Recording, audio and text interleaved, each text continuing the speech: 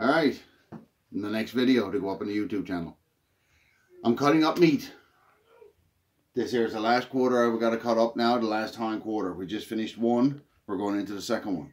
A lot of people brings it to a butcher. I usually don't. I'll usually break it all down myself. This one here is my buddy's moose. Unfortunately, I've already got mine, or I should say wife's license. That one there, it's already cut up and already taken care of. This one here was shot 4 days ago. Well, almost 5 days ago. It's been hanging out in the shed. It's all cold weather, and it's actually pretty cold. So, just to show you, this here's the hind quarter. This here's it coming back into your back. So this here is your strip line. Right here, coming right into this other cave of muscle. This here's the whole strip line going straight up, which covers the backbone. As I said, this here's the backbone here. And if you flip it over on the inside cavity, everybody's trying to figure out on where your cuts are to. Right here's your tenderloin. Right here alongside your inside cavity. That's the whole tenderloin from here straight on up into this bone that comes right up onto your actual pelvic bone. Then you got your inside and outside rounds all here. All up here now is good for either stool meat or hamburger meat, which is usually hamburger meat for us. This is the next one now I got to break down.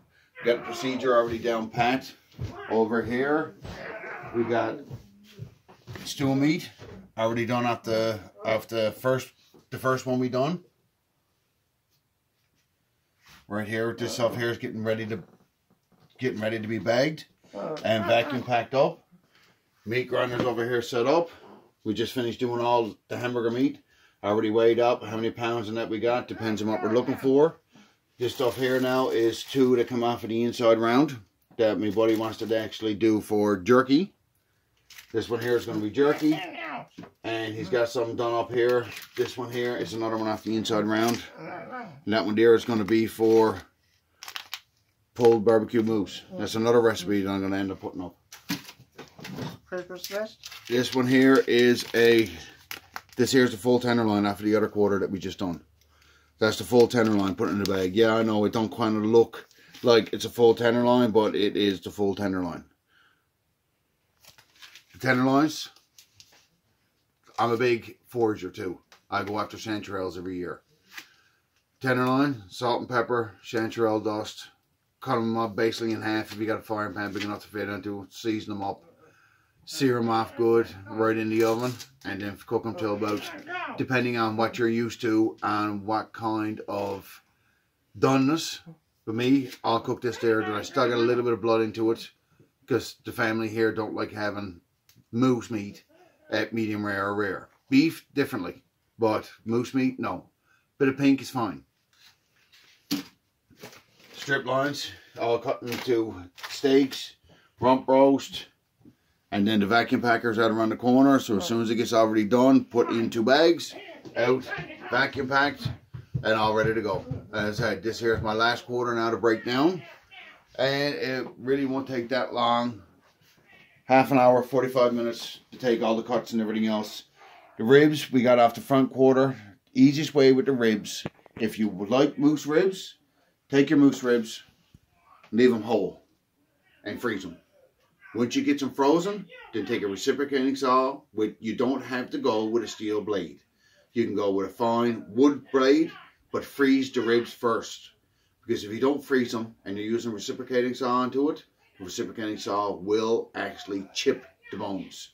And the bone chips are not really that palatable, we'll say. So it's easier to freeze them first, and then you won't get no bone chips onto them. So you can cut them on however you like. Usually onto the hind quarter, we just break this stuff here down, and we'll use that there then for stewing meat or mincemeat. Most of the time it's going to be mincemeat on this stuff here. But as I said, this quarter here weighs about 70 pounds. Piece of plywood, all washed down, sanitized. Now, this one here was my last quarter to break down into this one here. After that, plywood, gone. He does it every single year. As I said, this is probably 5 or 6 years now between my moose and my buddy's moose. And one sheet of plywood, one moose, gone, cut up, burned, whatever. Or even turned into meat boxes. You can do basically whatever you want with it. But as I said, this is the procedure that I've been doing now for the past 6, 7 years. Every moose that we've ended up getting, or quarters that was given to us by the father-in-law, all it gets the same procedure. It's cut up, depends on what you eat. If you're eating a lot of hamburger meat, like for us, for here, we eat a lot of hamburger meat, roast, stew and meat. That's basically what we do. If we want to make sausages out of it, we've already got our hamburger meat already done. So, just to give you a quick video on what goes on, where the cuts are to, and what you can do with cutting up your own moose. The advantage on cutting up your own moose is you know that that moose there is the moose that you got, not something that you brought to a butcher and still no guarantee that you're going to get your own moose back. So that's, some butchers are like it, not all of them, but still, at least this way it's done, and it's done to what we like. So if you like it, keep subscribing. If you got any suggestions, let me know. There'll be more cooking videos coming up soon. Alright, thanks for watching.